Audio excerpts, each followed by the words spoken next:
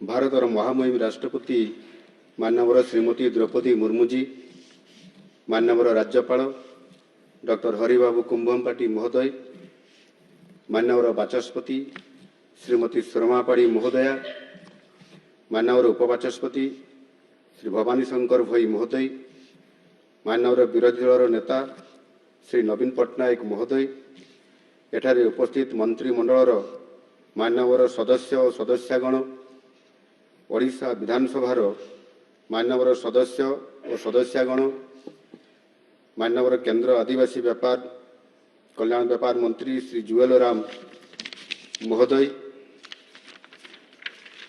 ମାନ୍ୟବର କେନ୍ଦ୍ର ଶିକ୍ଷାମନ୍ତ୍ରୀ ଶ୍ରୀ ଧର୍ମେନ୍ଦ୍ର ପ୍ରଧାନ ମହୋଦୟ, ମାନ୍ୟବର ସାଂସଦଗଣ, ରାଷ୍ଟ୍ରପତି ଭବନର ସମସ୍ତ ବରିଷ୍ଠ ପଦାଧିକାରୀବୃନ୍ଦ, ଓଡ଼ିଶା ସରକାରଙ୍କର ସମସ୍ତ ବରିଷ୍ଠ ପଦାଧିକାରୀଗଣ, ବିଧାନସଭାର ସଚିବ ଓ ଅନ୍ୟାନ୍ୟ ଅଧିକାରୀଗଣ, ଉପସ୍ଥିତ ଅନ୍ୟାନ୍ୟ ସମସ୍ତ ସମ୍ମାନିତ ଅତିଥିବୃନ୍ଦ, ସଂସଦ ଟିଭି, ଦୂରଦର୍ଶନ ଓ ଗଣମାଧ୍ୟମର ପ୍ରତିନିଧିଗଣ, ସମସ୍ତଙ୍କୁ ମୋର ନମସ୍କାର। ଓଡ଼ିଶାର ଗଣତାନ୍ତ୍ରିକ ଇତିହାସରେ ଆଜିର ଦିନଟି ସ୍ୱର୍ଣ୍ଣାକ୍ଷରରେ ଲିପିବଦ୍ଧ ହୋଇ ରହିବ। ଦୀର୍ଘ 75 ବର୍ଷର ଓଡ଼ିଶା ବିଧାନସଭାର ଇତିହାସରେ ପ୍ରଥମ ଥର ପାଇଁ ଆଜି ଆମ ଦେଶର ପ୍ରଥମ ନାଗରିକ ମହାମହିମ ରାଷ୍ଟ୍ରପତି ତଥା ମାତୃଶକ୍ତିର ମହିମାମଣ୍ଡିତ ଅବତାର ଶ୍ରୀମତୀ ଦ୍ରୌପଦୀ ମୁର୍ମୁଜୀ ବିଧାନସଭାକୁ ସମ୍ବୋଧନ କରିବା ସହିତ ଆମ ସମସ୍ତଙ୍କୁ ମାର୍ଗଦର୍ଶନ କରିବେ। ଏହି ଐତିହାସିକ ଅବସରରେ ମୁଁ ଏ ପବିତ୍ର ଗୃହର ସମସ୍ତ ସଦସ୍ୟମାନଙ୍କ ତରଫରୁ ମହାମହିମ ରାଷ୍ଟ୍ରପତିଜୀଙ୍କୁ ଆନ୍ତରିକ ସ୍ୱାଗତ କରୁଛି।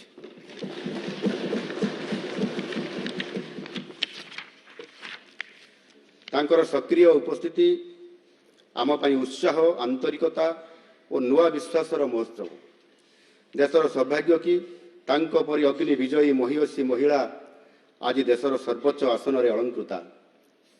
ଆମ ପାଇଁ ଗୌରବର ବିଷୟ, ମହାମହିମ ରାଷ୍ଟ୍ରପତି ଶ୍ରୀମତୀ ଦ୍ରୌପଦୀ ମୁର୍ମୁଜୀ ଆମ ବିଧାନସଭାରୁ ତାଙ୍କର ସକ୍ରିୟ ରାଜନୈତିକ ଜୀବନ ଆରମ୍ଭ କରିଥିଲେ। ସେ ନିଜର କଠୋର ଅଧ୍ୟବସାୟ ଓ ତ୍ୟାଗ ଫଳରେ ଦେଶର ସର୍ବୋଚ୍ଚ ସ୍ଥାନ ଅଳଙ୍କୃତ କରିଛନ୍ତି। ଆମ ପାଇଁ ଏହା ଶିକ୍ଷଣୀୟ, ସେ ନା ନିଜ ଜନ୍ମଭୂମିକୁ ଭୁଲିଛନ୍ତି ନା ନିଜର କର୍ମଭୂମିକୁ। ନିଜ ଜନ୍ମଭୂମି ମୟୂରଭଞ୍ଜର ବିକାଶ ପାଇଁ ତାଙ୍କର ଅତୁଳନୀୟ ଅବଦାନ ଅଛି। ଆଜି ତାଙ୍କର ପ୍ରଥମ କର୍ମଭୂମିକୁ ପରିଦର୍ଶନ କରି ସେ ସମାଜକୁ ଏହି ବାର୍ତ୍ତା ଦେଇଛନ୍ତି ଯେ ମଣିଷ ଯେତେ ବଡ଼ ହେଲେ ସୁଦ୍ଧା ନିଜର ଜନ୍ମଭୂମି ଏବଂ ପ୍ରଥମ କର୍ମଭୂମିକୁ ଭୁଲିବା ଉଚିତ ନୁହେଁ। ନିଜର ମା ମାଟିକୁ ଆଦୌ ଭୁଲିବା ଉଚିତ ନୁହେଁ। ଏ ବିଷୟରେ କେବେ ମନରେ ମଧ୍ୟ ଆସିବା ଉଚିତ ନୁହେଁ। ଏହା ଆମ ଉତ୍କଳୀୟ ପରମ୍ପରା, ଆମ ଜଗନ୍ନାଥ ସଂସ୍କୃତିର ନିଚ୍ଛକ ପ୍ରତିଫଳନ। ମାନନୀୟ ରାଷ୍ଟ୍ରପତିଜୀ, ମୟୂରଭଞ୍ଜ ଜିଲ୍ଲାର ଏକ ଅନାମଧେୟ ଆଦିବାସୀ ପଲ୍ଲୀ ଉପରବେଡ଼ା ଗ୍ରାମର ଏକ ସାଧାରଣ ସାନ୍ତାଳୀ ପରିବାରରେ ଜନ୍ମଗ୍ରହଣ କରି ସମସ୍ତ ଢଳଝଞ୍ଜା ସତ୍ତ୍ୱେ ଆପଣ କେବେ ବି ଜୀବନରେ ହାର ମାନି ନାହାନ୍ତି। ଆପଣ ଝାଡ଼ଖଣ୍ଡ ରାଜ୍ୟର ରାଜ୍ୟପାଳ ଥିବାବେଳେ ସେପ୍ଟେମ୍ବର 2016 ମସିହାରେ ଭୁବନେଶ୍ୱରରେ ଏକ ଅନ୍ତରାଷ୍ଟ୍ରୀୟ ସମ୍ମିଳନୀରେ ମୁଖ୍ୟ ଅତିଥି ଭାବେ ନିଜ ଅଭିଭାଷଣ ରଖିବା ଅବସରରେ ଉପସ୍ଥିତ ଶ୍ରୋତାମଣ୍ଡଳୀଙ୍କୁ ନିଜ ଜୀବନ ସଂଗ୍ରାମ ବିଷୟରେ କହିଥିଲେ। ମୋର ମନେ ଅଛି, ଆପଣ କହିଥିଲେ କିପରି ଭାବେ ସ୍କୁଲରେ ପଢ଼ିଲା ବେଳେ ରୋଷେଇ କରିବା ପାଇଁ ପ୍ରତିକୂଳ ପରିସ୍ଥିତିରେ ବି ଜଙ୍ଗଲରୁ ରୋଷେଇ କରିବା ପାଇଁ କାଠ ସଂଗ୍ରହ କରୁଥିଲେ। ତେଣୁ ଏଠାରେ ଉପସ୍ଥିତ ଥିବା ସମସ୍ତ ସଦସ୍ୟଗଣ ଅନୁଭବ କରିପାରୁଥିବେ, ଏମିତି ଏକ ପରିବେଶରେ ସଂଘର୍ଷ କରି ରାଜନୀତିରେ ସଫଳ ହେବା ଏବଂ ଦେଶର ସର୍ବୋଚ୍ଚ ଆସନରେ ପହଞ୍ଚିବା କେବେ ହେଲେ ଇଏ ସଂଯୋଗ ନୁହେଁ। ଏହା ଜନସେବା ପାଇଁ ଆପଣଙ୍କ କଠୋର ତପସ୍ୟା ଏବଂ ଈଶ୍ୱରଙ୍କ ଆଶୀର୍ବାଦର ଫଳ। ଆପଣ ତମାମ ଝଡ଼ଝଞ୍ଜା ଓ ସଂଘର୍ଷର ଯୌଗର ଭିତରୁ ବିଜୟୀ ହୋଇ ବାହାରିଛନ୍ତି। ପ୍ରତିକୂଳତାର ଅମା ଅନ୍ଧାର ଭିତରେ ଆଶା, ବିଶ୍ୱାସ ଓ ପ୍ରତିବଦ୍ଧତାର ଦୀପଶିଖା ହୋଇ ଜୀବନର ଜୟଗାନ କରିଛନ୍ତି। ଆଜି ଦିନରେ ଦଳମତ ନିର୍ବିଶେଷରେ ଏ ପବିତ୍ର ଗୃହର ପ୍ରତ୍ୟେକ ସଦସ୍ୟ ଓ ସଦସ୍ୟା ଏହା ମୁକ୍ତ କଣ୍ଠରେ ନିଶ୍ଚୟ ସ୍ୱୀକାର କରିବେ।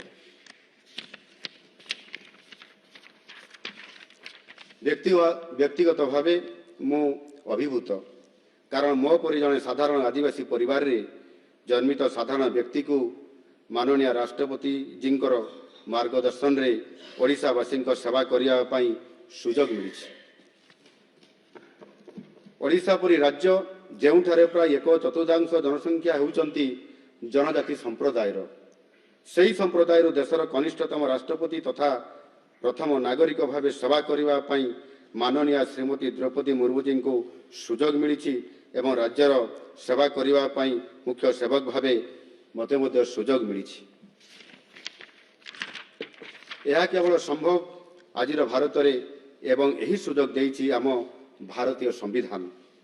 ଗତକାଲି ସାରା ଦେଶ ପାଳନ କରିଥିଲା ସମ୍ବିଧାନ ଦିବସ ଏବଂ ସଂସଦର କେନ୍ଦ୍ରୀୟ ହଲ୍ରେ ମାନନୀୟ ରାଷ୍ଟ୍ରପତିଜୀ ଯେଉଁ ସାରଗର୍ଭକୁ ଅଭିଭାଷଣ ରଖିଥିଲେ ତାହା 140 କୋଟି ଦେଶବାସୀଙ୍କ ହୃଦୟକୁ ଛୁଇଁ ଯାଇଥିଲା। ଗୋଟିଏ ଦିନ ପରେ ହେଲେ ସୁଦ୍ଧା ଆଜି ଆମେ ସମସ୍ତେ ସମ୍ବିଧାନର କଷ୍ଟୋଡିଆନଙ୍କ ଠାରୁ ପୁନର୍ବାର ଶୁଣିବାକୁ ସୁଯୋଗ ମିଳିବ। ତାଙ୍କର ଏହି ମାର୍ଗଦର୍ଶନ ଆମ ସରକାର ତଥା ଗଣତାନ୍ତ୍ରିକ ବିଧି ବ୍ୟବସ୍ଥାରେ ବିଶ୍ୱାସ ରଖୁଥିବା ପ୍ରତ୍ୟେକଙ୍କ ପାଇଁ ପ୍ରେରଣାର ଉତ୍ସ ହୋଇ ରହିବ।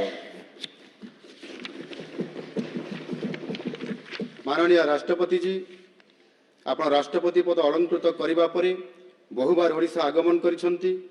ଅନେକ ବିକାଶମୂଳକ କାର୍ଯ୍ୟ ଓ ଅନେକ ପ୍ରକଳ୍ପ ଭେଟି ଦେଇଛନ୍ତି ଆମ ଓଡ଼ିଶାକୁ।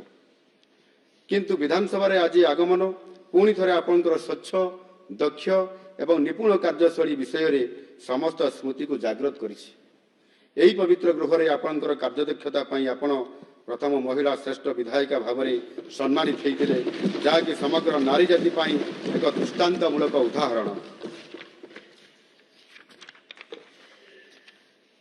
ଓଡ଼ିଶା ସରକାରରେ ମତ୍ସ୍ୟ ଓ ପଶୁପାଳନ, ବାଣିଜ୍ୟ, ପରିବହନ ଭଳି ଗୁରୁତ୍ୱପୂର୍ଣ୍ଣ ବିଭାଗରେ ମନ୍ତ୍ରୀ ଭାବରେ ଯୋଗଦେଇ ସୁଚାରୁ ରୂପେ କାର୍ଯ୍ୟ କରି ସୁନାମ ଅର୍ଜନ କରିଥିଲେ। ଆପଣଙ୍କ ଗୌରବମୟ ଓ ଗରିମାମୟ ଉପସ୍ଥିତି ବିଧାନସଭା ଭଳି ଲୋକସେବା ମନ୍ଦିରକୁ ଆଜି ଆହୁରି ତେଜମୟ କରିଛି। ଆପଣଙ୍କର ନୀତିନିଷ୍ଠ କାର୍ଯ୍ୟ ଓ ଉତ୍ସର୍ଗୀକୃତ ସମାଜସେବା ପାଇଁ ଆପଣ ଝାଡ଼ଖଣ୍ଡର ପ୍ରଥମ ଆଦିବାସୀ ମହିଳା ରାଜ୍ୟପାଳ ଭାବରେ 2015ରୁ 2021 ପର୍ଯ୍ୟନ୍ତ ଅଧିଷ୍ଠିତ ହୋଇଥିଲେ। ଆପଣଙ୍କର କାର୍ଯ୍ୟକାଳ ସେହି ରାଜ୍ୟର ଇତିହାସରେ ସବୁଠାରୁ ଦୀର୍ଘତମ କିମ୍ବଦନ୍ତୀ ହୋଇ ରହିଛି। ବିଧାୟକ, ମନ୍ତ୍ରୀ, ରାଜ୍ୟପାଳ ଏବଂ ବର୍ତ୍ତମାନ ରାଷ୍ଟ୍ରପତି ଭାବେ ଆପଣ ଯେଉଁ ଭୂମିକା ନିଭେଇଛନ୍ତି ତାହା ଅନ୍ୟମାନଙ୍କ ପାଇଁ ଅନନ୍ୟ ଉଦାହରଣ। ସାର୍ବଜନୀନ ଏବଂ ରାଜନୈତିକ ଜୀବନରେ ଆପଣଙ୍କର ପଦାଙ୍କ ସମସ୍ତଙ୍କ ପାଇଁ ଅନୁକରଣୀୟ। ମାନନୀୟ ରାଷ୍ଟ୍ରପତିଜୀ, ଆପଣଙ୍କର ମାର୍ଗଦର୍ଶନ ଏବଂ ଯଶସ୍ୱୀ ପ୍ରଧାନମନ୍ତ୍ରୀ ମାନନୀୟ ଶ୍ରୀ ନରେନ୍ଦ୍ର ମୋଦିଜୀଙ୍କର ମନ୍ତ୍ର ସବକା ସାଥ, ସବକା ବିକାଶ, ସବକା ବିଶ୍ୱାସ ଓ ସବକା ପ୍ରୟାସ ସହିତ ଆମ ସରକାର 4.5 କୋଟି ଓଡ଼ିଶାବାସୀଙ୍କର ସେବା କରି ଆସୁଅଛି। ଆମ ସରକାର ଓଡ଼ିଶାର ପ୍ରତ୍ୟେକ ବର୍ଗ ଯେପରିକି ମହିଳା, ଅନ୍ନଦାତା, ଯୁବ, ଗରିବ, ଅନୁସୂଚିତ ଜାତି ଏବଂ ଜନଜାତିଙ୍କର ପାଇଁ ଉତ୍ସର୍ଗୀକୃତ ଭାବେ କାର୍ଯ୍ୟ କରୁଛି ଏବଂ ଆପଣଙ୍କର ମାର୍ଗଦର୍ଶନରେ ଆଗକୁ ମଧ୍ୟ ଏହା ଜାରି ରହିବ। ଅଳ୍ପ ଦିନର ଶାସନରେ ଆମ ସରକାର ଲୋକଙ୍କୁ ସ୍ୱଚ୍ଛ, ନିର୍ମଳ, ଦକ୍ଷ ଓ ପ୍ରଗତିଶୀଳ ଶାସନ ପ୍ରଦାନ କରି ଆସୁଛି। ସରକାର ଓ ଲୋକଙ୍କ ଭିତରେ ଥିବା ପ୍ରତିବନ୍ଧକକୁ ଭାଙ୍ଗି ସରକାରକୁ ଲୋକଙ୍କ ନିକଟତର କରିଛୁ। ସେଥିପାଇଁ ଆମ ସରକାରକୁ ସାଧାରଣ ଜନତା ଲୋକଙ୍କ ସରକାରର ଆଖ୍ୟା ଦେଇଛନ୍ତି ଏବଂ ତାଙ୍କର ମୁଖ୍ୟ ସେବକଙ୍କୁ ଲୋକଙ୍କ ମୁଖ୍ୟମନ୍ତ୍ରୀ ଭାବେ ଅଭିହିତ କରିଛନ୍ତି। ମାନନୀୟ ରାଷ୍ଟ୍ରପତିଜୀ, ଆଜି ଆପଣଙ୍କ ଅଭିଭାଷଣ କେବଳ ଏହି ପବିତ୍ର ଗୃହର ନୀତି ଆଦର୍ଶକୁ କେବଳ ମାର୍ଗଦର୍ଶନ କରିବ ନାହିଁ, ବରଂ 4.5 କୋଟି ଓଡ଼ିଆଙ୍କର ଅଦମ୍ୟ ଭାବନାକୁ ପ୍ରୋତ୍ସାହିତ କରିବ। ଶାନ୍ତି, ମୈତ୍ରୀ, ସମତା ଓ ସଦ୍ଭାବନାକୁ ନେଇ ଏକତାର ମନ୍ତ୍ରରେ ଚିରସ୍ଥାୟୀ ଭାବରେ ସମୃଦ୍ଧ ଓଡ଼ିଶା ଓ ବିକଶିତ ଓଡ଼ିଶା ଗଠନ କରିପାରିବ, ଏ ବିଶ୍ୱାସ ଆମମାନଙ୍କର ଅଛି। ଆପଣଙ୍କର ସାରଗର୍ଭକ ଅଭିଭାଷଣ 2036 ମସିହା ସୁଦ୍ଧା समृद्ध ओडिशा गठन एवं 2047 मसीहा सुधा विकसित भारत गठन दिगरे ओडिशार अवदान पाई आमको मार्गदर्शन करिवो। आज पवित्र दिन रे मोर प्रार्थना महाप्रभु श्री जगन्नाथ दिव्य कृपा आंभ मान प्रथा प्रदर्शन करुथाऊ। समस्त को अशेष अशेष धन्यवाद। जय हिंद, वंदे उत्कल जननी। अधिक जानिबा पई आम चैनल को लाइक शेयर सब्सक्राइब करने को आदौ भूलु नाही। सतेज खबर, सठिक खबर आमे देखाइबो खबर पछर खबर।